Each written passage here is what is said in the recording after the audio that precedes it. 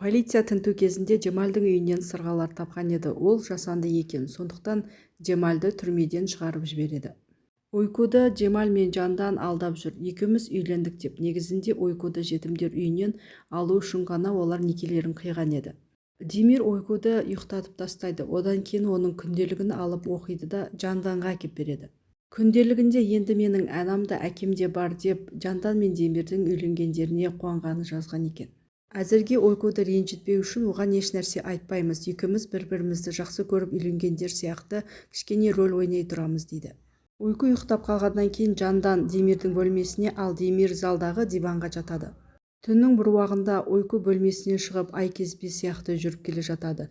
Демир оянып кетіп, оны қайтадан бөлмесіне жатқызады. Ертесі Ойкуды мектепке Угур әкеледі. Севги ханыммен сөйлесу үшін оны күтіп тұрған еді. Севги ханым соңғы болған жайттардан кейін Угурмен сөйлескісі келмеген еді. Басымыздан біраз жайттар өтті. Сізбен сөйлесіп, сізге барлығын түсіндіргім келеді дейді. Бірақ Севги менің сабағым бар деп кетіп қалады.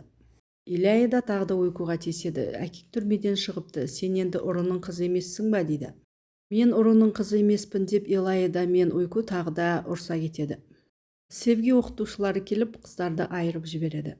Ойкудың әкесі туралы тақырыпты енді ешкімнен естімейтін болайын. Ол кісі түрмеден шықты дейді. Сол кезде терезеге қараған кезде Угурдың кетпей күтіп жүргенін көреді. Не болды, кімді күтіп жүрсіз деп сұрайды Севги. Қоңырау соғылған кезде сізді көргім келген еді. Сізге екеуміз екі дүниенің адамы емес екенін түсіндіргім келді деп қипақтап Угур не айтарын білмей тұрады. Угурды аяп кеткен Севги тағы да бір рет кездесіп көрейік онда дейді. Джемаль Асуды іздестірумен болады, оның үйіне келеді. Оның үйіне келіп бір нәрселер іздестіріп жүреді. Сол кезде Асудың күнделігін тауып алады. Сен мені жер көктен іздестіріп жатқан шығарсың, мені таппастан алдың, сенің білуің керек, біраз шындықтар бар деп жазыпты. Хаджы ана баласын кафеге шақырып тамақтандырып отырады. Бір кезде есіктен Имран кіріп келеді. Хаджы ана Угурды осы қызбен үйлендірмекші. Сосын кафенің егесі де кіріп келеді. Хаджы ана бұл кісімен де сөйлесіп қойған екен. Угур енді осы жерде официант болып жұмыс істейтін болады.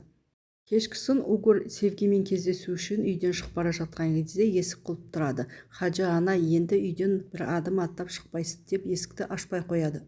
Угур анасын алдап бөлмесіндегі терезеден шығып қашып кетеді.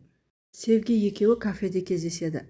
Угур соңғы кезде басынан кешірген жайттерді түсіндіреді. Бәрі түсінбеушілік болды. Қазір түрмеден шықтым, ақталдым деп Севгиге барлығын түсіндіреді. Екеуі әңгімелесіп жақсы отырған кезде бір кезде Севгидің әкесі кіріп келеді.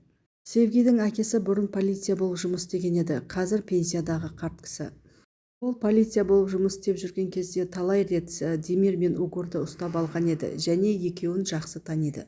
Севги әкесіне қарап, сіз екеуіңіз таныссыздар ма деп сұрайды. Әкесі танымағанда қалай деп Угурға қарайды, ал Угур қорыққаннан көзі бақырайып шығып кете жаздап тұр. Ойку мен жалғыз жатуға қорқамын деп Демир мен Жанданның ортасына келіп жатып алады. Түнде барлығы ұйықтап жатқан кезде Ойку тағы да ай кезбелігі ұстап қалады. Сөйтіп есіктен сыртқа шығып кетеді. Бағанадан бері көлігінде отырып Демирдің үйін аңдыған Джемаль Ойкуды байқап қалады. Джемаль Ойкудың жанына келеді, сөйтсе Ойку ұйықтап тұр екен. Ойкуды көтеріп алып оған күлімсірей қарап тұрады. Джемаль, екеуміз 8 жылдан кейін кездескенімізде Ойкудың әкесі менмін ба деп сұрадың, бірақ мен Демир деп өтірік айттым.